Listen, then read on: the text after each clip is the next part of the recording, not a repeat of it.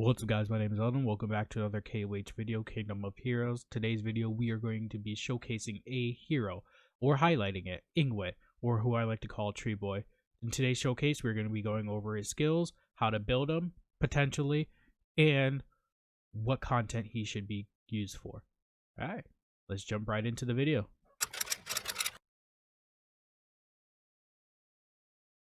Here comes a new challenger! First off, let's go over Ingway's first skill.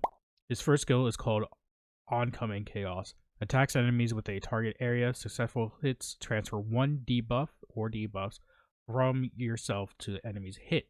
Additionally, you have a 50% chance to provoke an enemy for one turn. The skill damage increases when you have greater HP. As you can see, it is an AoE hit. It hits one block all the way around him, so if he's surrounded, he is able to do a bunch of damage to the individuals and provoke them to make sure that they actually hit them constantly over and over again. The beneficial or the debuff transfer is very annoying and very good. So let's say if you have armor break on them, you can actually transfer the armor break over to the individual, and if they are provoked and they are a melee character, they will attack him, and then he has a chance to counter. As you can see over here, with his third skill, quote-unquote, his passive, Ingway's base accuracy increases by 25%. Additionally, Ingway has 35% chance to counter when receiving an enemy's melee attack.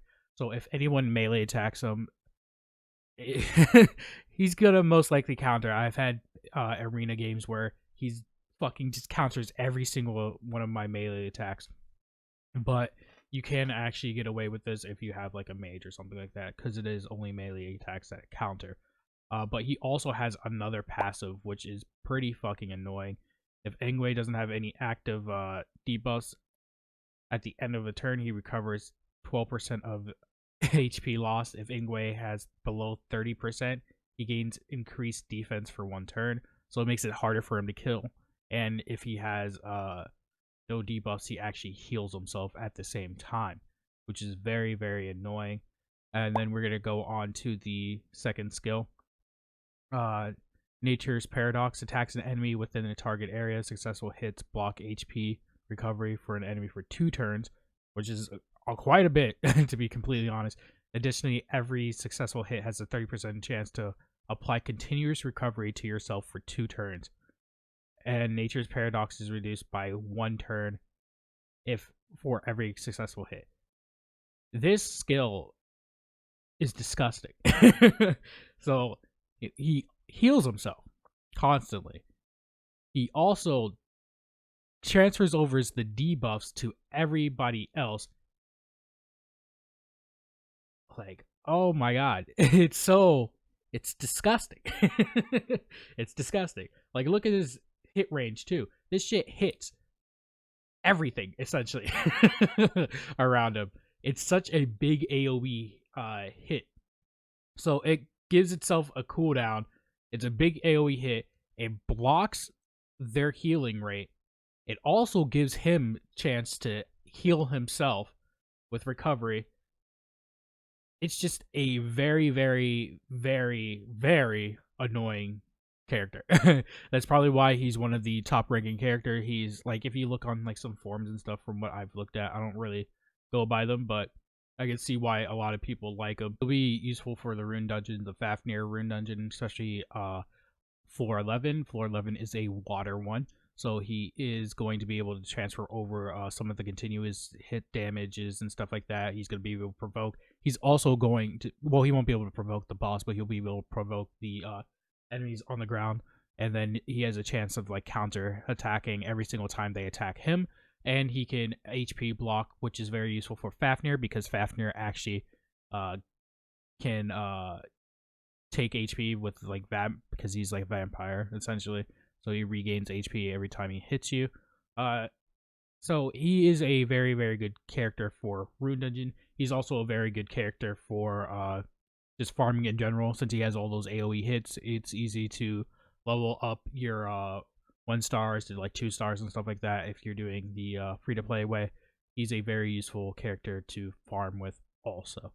Personally, I would build them with a vampire crit rate set or a vampire HP set. Probably the vampire HP set. I would go with HP, speed, and then attack. Personally, or I would go attack, speed, attack. So I would have a bunch of substats of HP percent substats and defense substats. And then, of course, speed substats too. Those are the main ones that you want for Ingway. Just to make him fucking a god, essentially. He's super annoying to when you come across him during a PvP too, especially with my comp currently. I have to kill everyone else before I start attacking him, just because I don't want them to get distracted and then have him like fucking provoke everyone on my team, which will be so annoying to deal with, which has happened before, and I've lost a couple games because of it. Great ways to counter him would be anyone that could put on HP recovery debuffs so they can't recover HP, continuous damage debuffs, provoke people that weaken attack, and or people that do defense break. So these are some units that I would recommend using because they do reduce defense. So they have a defense break. Raha, I usually use her a lot because she actually has a passive. And once you awaken her, before she moves, or as it's her turn, right before she moves, she actually can defense break someone. So you don't actually have to attack them. You can just defense break them that way. And then have someone that's relatively fast go right after her that does a lot of damage and just nuke them. That is a possibility. You can use a lot of these characters.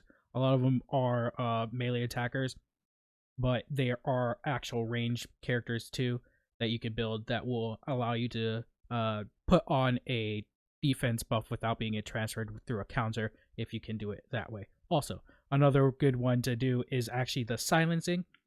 So Raha can actually silence again, but hers is more of a close range attack, so it does have a chance of countering. Silencing will make it so he can't use his second skill. So that's actually very good. Again, you want to use more of a range character or a mage or something like that. That will actually enable you to silence them without worrying about the counter. Another one that is very, very good to actually use is sleep. Sleeping, Morgan has sleep. She also has defense break. She also does continuous damage. So she is actually a very good counter to him. If you happen to have her, I would use her.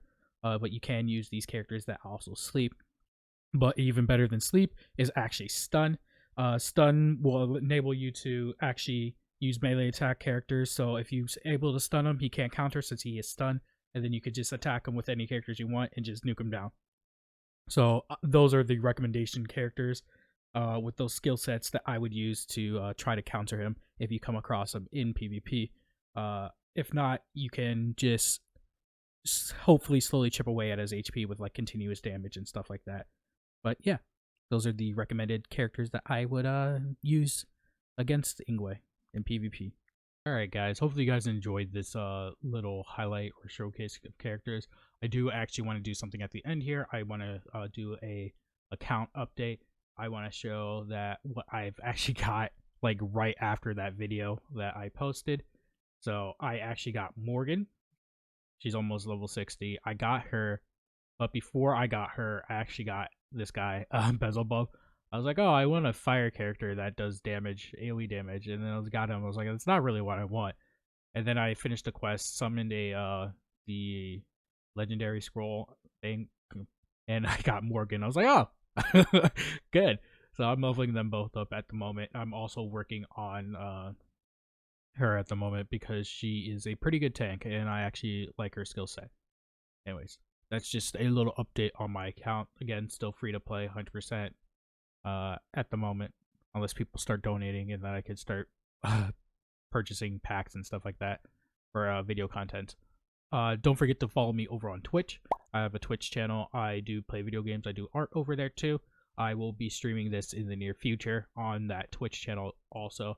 Don't forget to check out my art channel. I do a bunch of anime related stuff for tips and tricks of how to grow as an artist and stuff like that. So if that interests you, don't forget to check that out too. They'll be linked down below. Thank you guys for watching, and I'll see you later. Peace.